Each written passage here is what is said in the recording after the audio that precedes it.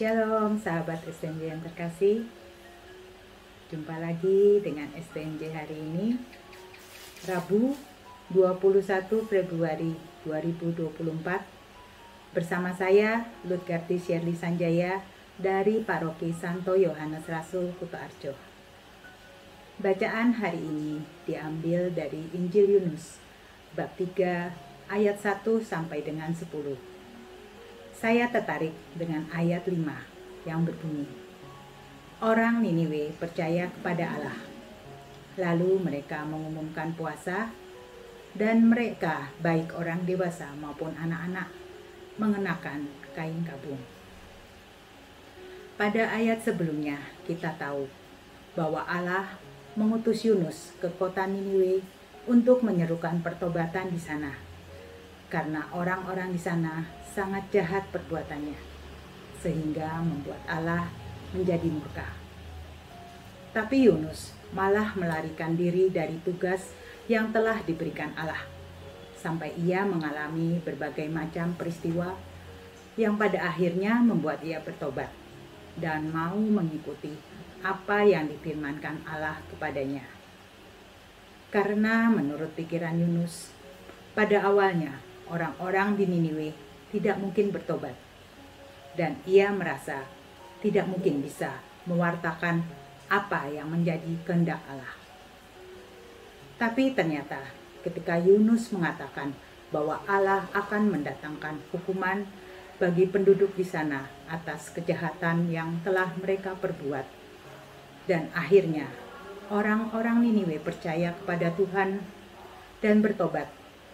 Bahkan raja pun turun dari singgasananya dan duduk di atas abu sebagai tanda pertobatan.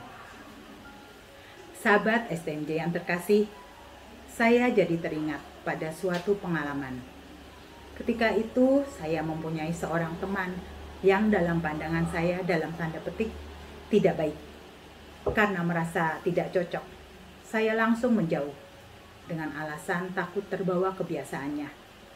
Dan waktu itu pun saya berpikir, tidak mungkin ia bisa kembali kepada Tuhan.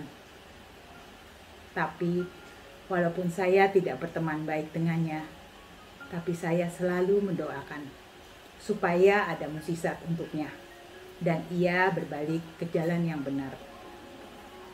Beberapa tahun kemudian, saya bertemu kembali dengan teman saya itu.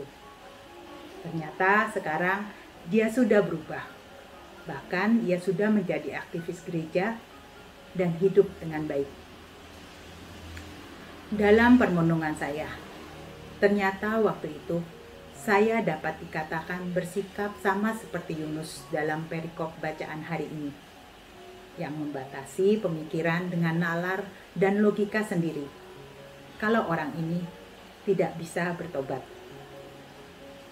Pada saat itu, saya tidak mau berpikir panjang untuk menjadi perpanjangan tangan Tuhan untuk menolong teman tersebut, tapi malah menjauhinya. Ternyata jika Tuhan sudah bekerja, segala sesuatu yang menurut pikiran manusia itu tidak mungkin, bisa menjadi mungkin. Jika Tuhan sudah berfirman, maka semua akan terjadi. Karena Tuhan bisa menjamah semua orang untuk kembali kepadanya. Karena bagi Tuhan tidak ada yang mustahil. Tuhan tidak akan membiarkan kejahatan terus merajalela. Karena Tuhan ingin manusia bertobat dan berbalik kepadanya. Karena Allah adalah Allah yang berbelas kasih. Dan kemurahan Tuhan jauh lebih besar. Dan sesungguhnya pertobatan itulah yang dinanti-nantikan Tuhan. Ia selalu memberikan kesempatan kepada siapapun untuk bertobat. Asalkan kita mau mengakui kesalahan kita dengan sungguh-sungguh dan berbalik kepadanya.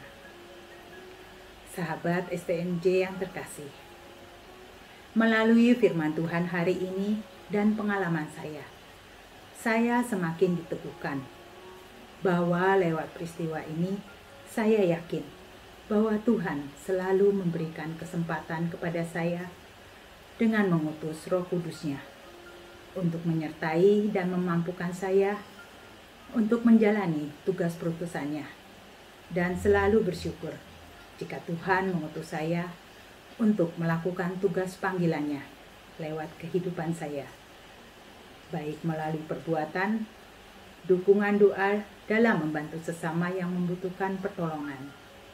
Demikianlah sharing saya. Terpujilah Tuhan, Tuhan memberkati.